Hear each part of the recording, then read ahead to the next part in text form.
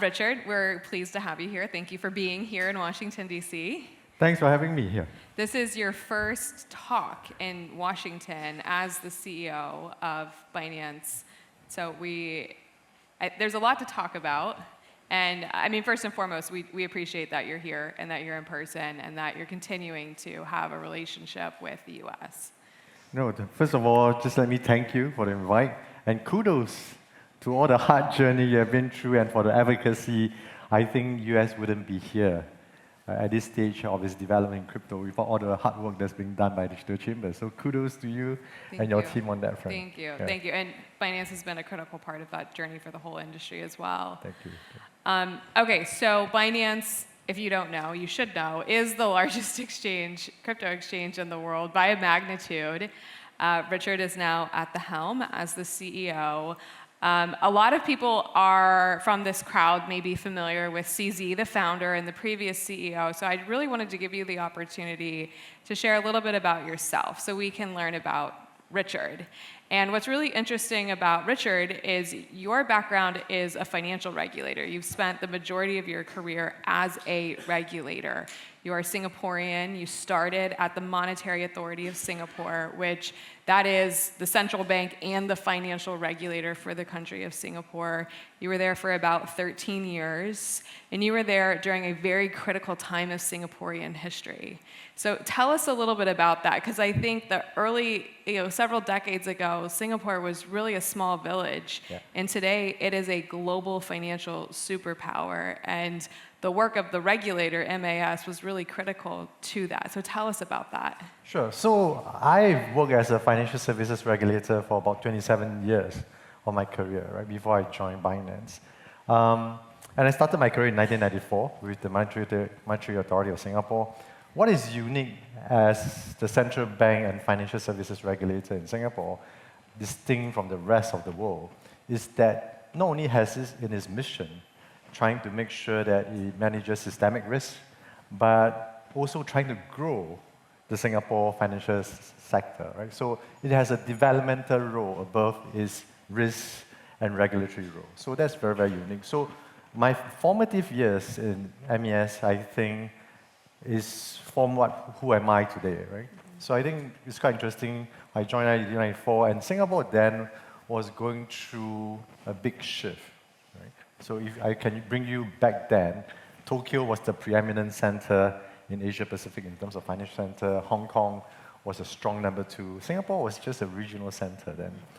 So, but we lay our foundation. I was part of that. I was very, very fortunate to say that, look, our ambition is to become the global asset management hub of the world, a global private banking, reinsurance, commodities, trading hub, etc. But these are foundational layer that needs a lot of time and energy to build, right? So we went through a big bang. We tried to consolidate all the local banks into 2 or 3 stronger banks to compete internationally. We merged the local exchanges, the derivatives, and the spot or equities exchange into one. And for all my sins, I was pushed to New York for 2 years to try to bring in all the big players to relocate to Singapore. And we discovered a lot of problems of people not wishing to be in Singapore. They want to be in Hong Kong, they want to be in Tokyo. And there are multiple reasons why, right? So Singapore is an extremely boring place. There are not that many restaurants. There's a lack of international schools. The floor plates of financial sector district in Singapore then was Raffles Place for people that know the landscape very well. So then we have to redesign to say, let's come up with Marina Bay Financial Center with larger floor plates so that the banks can base their treasury operations out of those. For the private banking clients, there's no private airports to fly their jets into. So we have to designate what is called Seletar Airport now for the private jets to come through. So a lot of things were set then for the success that you see 30 years later, right? But it's very strategic in that sense. So I was brought up to say that for any financial institution and for any company to strive, you must not only pay attention to the risks and the regulatory aspect of it, but you must grow. At the end of the day, financial sector is there because of growth and because regulators don't regulate to the ground. Because if you regulate to the ground, there's simply no industry and nothing to regulate, right? You must have a dynamic, must have a prosperous industry, so that regulators can play its part to foster that economy. Right. I think there's so many different parallels that we can learn from that experience that apply to the crypto industry today. And of course, our president, Donald Trump, wants to make the US the crypto capital of the world. And it's one thing to say you want to do that, but in terms of actually executing that, there's a lot of things in the infrastructure that need to be put in place. And Singapore is, one example, a very successful example of a country that was able to do that previously. Yes. Fast forward, after you spent just over a decade working at the MAS, you then went to the United Arab Emirates and you worked for ADGM, the Abu Dhabi Global Markets. ADGM, if you're not familiar, is really one of the first, if not the first, regulators globally that developed a framework specific for the crypto industry, and you were integral to that as well. So tell us about your time at ADGM and working as not just a financial regulator, but also a crypto regulator. Yeah, so I was headhunted to ADGM right about 2015, right? So, and for those people that know the Middle East very well, this is not a typical phase. The Asian phase is not a typical phase that you recruit to head up a key institution in that part of the world. So I asked the ministers there and the chairman that was overseeing Abu Dhabi Global Markets, why choose the Asian phase? I thought you have to take a Caucasian, somebody from London or something. And his explanation was quite simple. He said, in the last 50 years, right, nobody has done it better. I mean, there are similarities between UAE and Singapore. It's more domestic economy. You have to execute. You have to run faster than the rest. You have to be a hub instead of just serving the domestic market. But nobody has done it as well as Singapore. And yet you bring with you the Singapore experience of how to grow a financial center. And in that part of the world, if you understand the landscape, you have Dubai that's been in that game for more than 15 years ahead of Abu Dhabi in building that international center. So we have to do things very, very differently, which is why I make it a task to say that we have to be a very innovative financial center. We have to embrace the future of finance. We have to support things like fintech, crypto. And I learned about crypto in the United States, right? So every year I attend a big powwow within the futures industry called the Futures Industry Association in Boca Raton. And in the 2017 edition, I learned about crypto. And the more I learn about it, I really believe that this is going to be the future of finance, right? But for it to go mainstream, you need two elements to come into play. One, regulatory clarity, and secondly, institutional adoption. So I play my part to come out with one of the first in the world crypto framework that's very comprehensive in nature to really support the industry.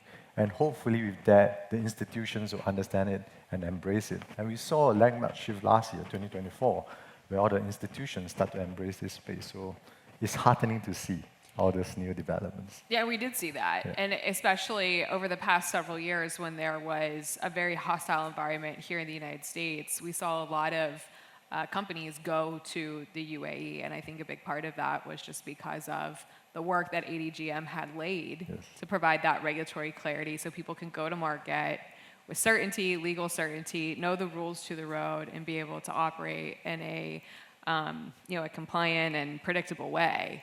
And now the UAE is absolutely a hub for the crypto space. And you joined the crypto industry several years ago, and you've become the CEO of the largest crypto company in the world, or at least the largest crypto exchange in the world. Well, why did you make that switch from working more, as a regulator, more in the traditional space? Like, what led you to get into crypto? Like, what about this industry resonated with you? So I think firstly, as I mentioned, I always believed that this is going to be the future of finance, right? And it is developing very quickly. So it's going to be quite interesting to be part of the industry to support future innovation and growth, right? But also because, a mutual friend of ours, mutual friend of CZ and myself, introduced us when I went back from Abu Dhabi to Singapore, and CZ was staying in Singapore then. And that meeting, which is supposed to be a short lunch, turned into a 2.5 hours session. And then subsequently, I discovered how long 2.5 hours is in CZ's timing horizon, right? Because He's so intense. His meetings are 5, 10, 15 minutes. So I spent 2.5 hours with him, and he come across as extremely open, extremely transparent, down to earth, and very humble, right, about his vision for the future, what he wants finance to be. And the more I have chats with him subsequently, the more I bought into what he wants to do. And he invited me to be part of the team. I said, why not? It's going to be fun and exciting. At least have a go at it. Has it met your expectations? It's great. It's fun. When I first joined Binance, one of my fellow colleagues tell this to me. He said, the crypto industry is a bit like Jurassic Park, right? I said, why? Why is it like Jurassic Park? It's like, you're not sure what animals are lurking. There's plenty of dangers around the corner. Things are moving very fast. But at the very least, we give you the right weapons and arsenal so that you can defend yourself. You can go out and hunt, and you're going to have plenty of fun in the interim, right? So that's part of the journey. I have not heard the Jurassic Park analogy, but I love it, and it absolutely applies. Well, I mean, it's not lost on me. We're here in DC, the capital of the United States, and Binance doesn't actually operate in the United States, and there is a little bit of a challenged relationship. As I'm sure most people are aware, Binance settled with the US government in 2013, and part of that was you were not going to operate in the United States. So let's just maybe talk about that chapter. And that's also the transition when CZ left as the CEO, and now you're the CEO. So tell us about that time, and tell us about how you're now leading the company post the settlement. So we settled in 2023. So if I can bring you back, Binance is a relatively young company, right? So we're going to celebrate our 8-year anniversary in July this year. So when CZ started the firm with other co-founders right about July of 2017, the landscape is totally different, right? So crypto adoption is less than 1% globally.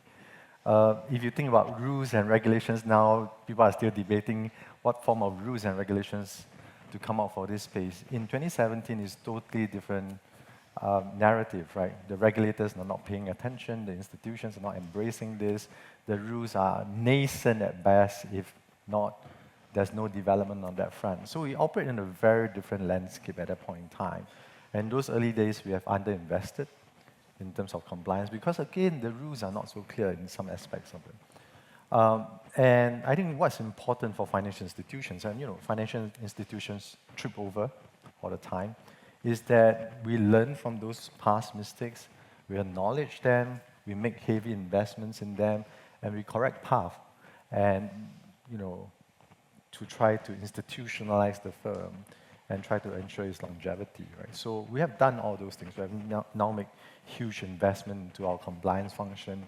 So if you think about our global headcount, it's about 6,000 now, serving 266 million users globally.